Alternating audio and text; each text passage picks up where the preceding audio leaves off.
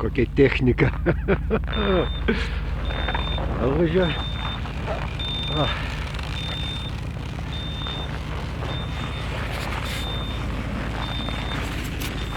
Nu štai, sveikučiai, pauderistai.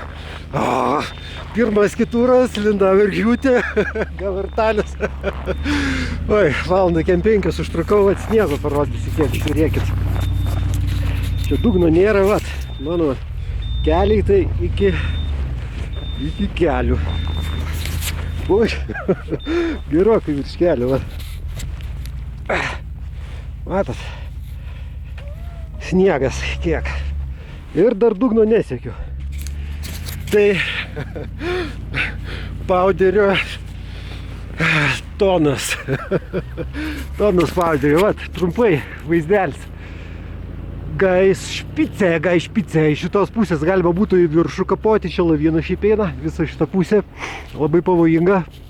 Bet į viršų būtų čia galima užvaryti, paskui keterą į slėnį, ten vakarinę pusę nusileisti. Tiesiai ofa pasas, bet medelis užstoja, nelabai gerai matosi.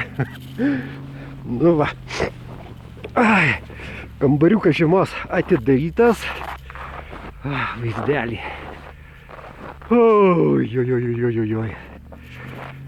Šaltokai tik tai, kokių, nu visas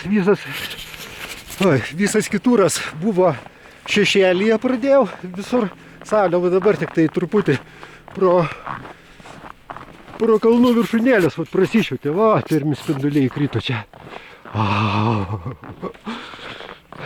Labai šalta.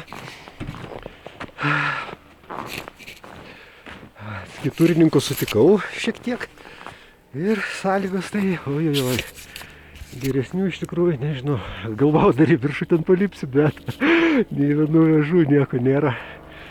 Buvo gerai, labai gerai, kad valo, tai galima su ragutėm varyt, galima su slydėm varyt, kas mažai moka, nes tokį, gaunasi, kad jeigu varyt kaip trasa tokia, galima ir pauderiu visai nelysti, jeigu slydės, aišku, nekelia iš pauderio. Siauresnis slydės, tai nelabai. Reikia kokio, maždaug ten, virš 90 būtų, neblogai.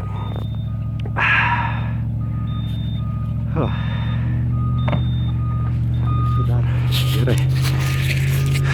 Čia buvo Rasius iš Muntafų, linkėjimai visiems pauderistams ir aš tuoj leisiuosi.